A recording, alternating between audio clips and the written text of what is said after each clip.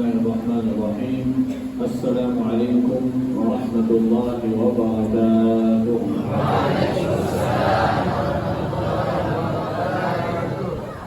Alhamdulillahi rabbil alamin. Allahumma salli wa sallim wa barik ala nabiyyina Muhammad sallallahu alaihi wasallam wa ala alihi wa sahbihi ajma'in. اللهم علمنا ما ينفعنا وانفعنا بما علمتنا وزدنا علما إنك أنت العليم الحكيم. Alhamdulillah diberi oleh Allah Subhanahu wa taala kesempatan bisa salat Isya dan tarawih berjamaah. Mudah-mudahan salat kita, doa kita, hajat kita dikabul dan diterima oleh Allah Subhanahu wa taala. Amin. Bapak Ibu dimudahkan Allah Subhanahu wa taala, selamat malam semua. Mana kabar sehat? Masih semangat? Alhamdulillah. Biasa masih Mujahidin salat 23 kan? Tapi namanya berapa mungkin? Sama 11 rakaat. Jadi kita mensingkatkan rakaat, tapi membacakan ayat. Karena bahkan tujuan salat qiyamul lail adalah kita menghayati Al-Quran. Bagaimana juga itu bulan Ramadan, kata Allah Subhanahu wa taala, "Syahrul Ramadan alladzi unzila fihi al-Quran." Bulan Ramadan yang diturunkan Al-Quran oleh Allah Subhanahu wa taala. Kenapa? هدى للناس وبينات من الهدى والفرقان. Sebagai hidayah, dalam hidayah yang sudah dimudahkan oleh Allah Subhanahu wa taala itu melalui Al-Quran. Bahkan doa dan harapan orang muslim yang pertama dan yang terutama kalau bisa dapat hidayah oleh Allah Subhanahu wa taala. Yang pertama anak-anak kita belajar suratul Fatihah. Yang pertama belajar suratul Fatihah.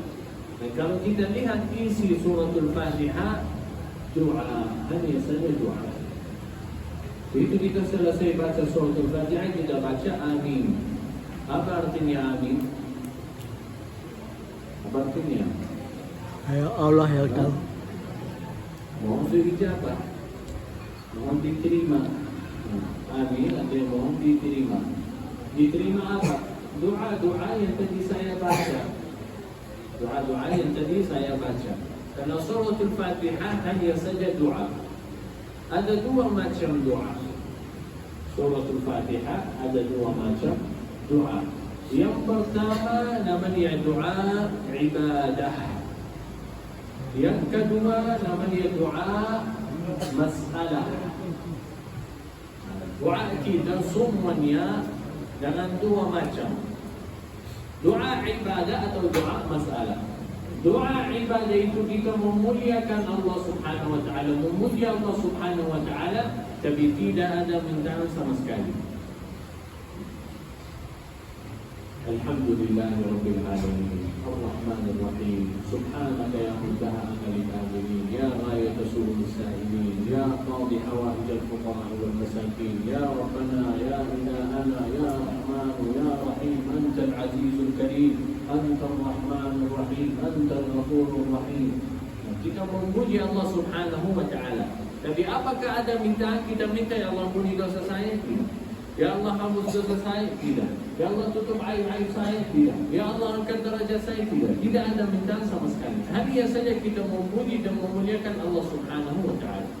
Jadi itu macam doa yang pertama, yaitu suratul Fatihah dari ayat pertama sampai ayat yang ketiga.